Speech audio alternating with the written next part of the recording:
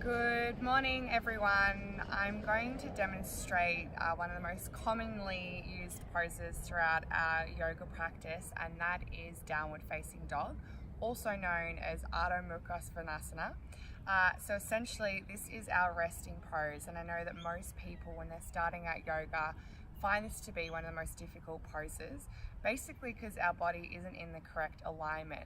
But once you stabilize and create the best foundation for your practice, you'll notice that this pose becomes really nourishing and really energizing. So first, we're going to roll over onto our hands and knees, and we're just going to do a prep pose, which is a series of cat and cows. So we're going to create a lock with our hands, spreading all 10 fingers into the earth to create a beautiful energy lock. This is called our Hasta Bandha.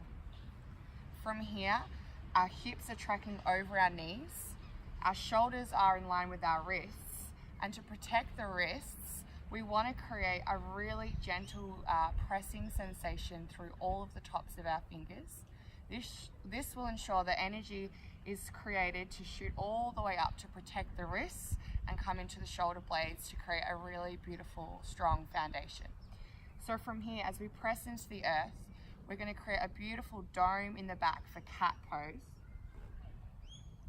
As you draw the belly in, sucking your belly to the back of the spine, tucking the tailbone under, and as you drop the belly, let the tailbone gently press up towards the sky as you open up the front of the chest and let your neck be an extension of your spine.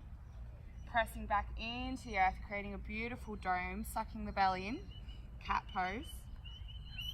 Pressing back into the earth, drawing the belly to the mat, cow pose.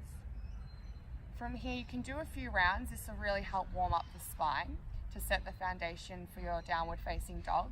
But now we're going to tuck the toes, making sure that your Hasta Bandha lock is on, drawing in the belly, keeping the knees bent. Eventually you can get your feet flat to the earth, but now we're just going to focus on creating the beautiful shape and making sure that the energy is running smoothly up all the way up through the arms to the back of our lower spine and shooting back all the way down the legs.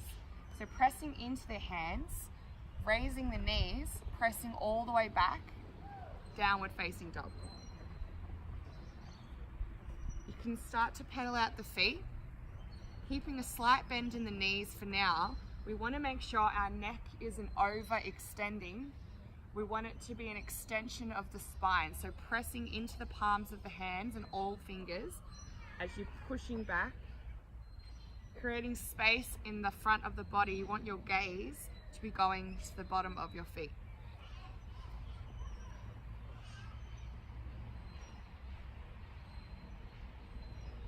Come out of the pose, you can roll forward, bend the knees, come back down to tabletop. I hope that was just a very simple demonstration of how to do downward facing dog. I know that pose can feel really uncomfortable for some people when you start out, but just make sure that you're setting yourself up with the correct foundation, the correct alignment, and eventually you will find this pose very restful and very nourishing. Speak to you guys soon.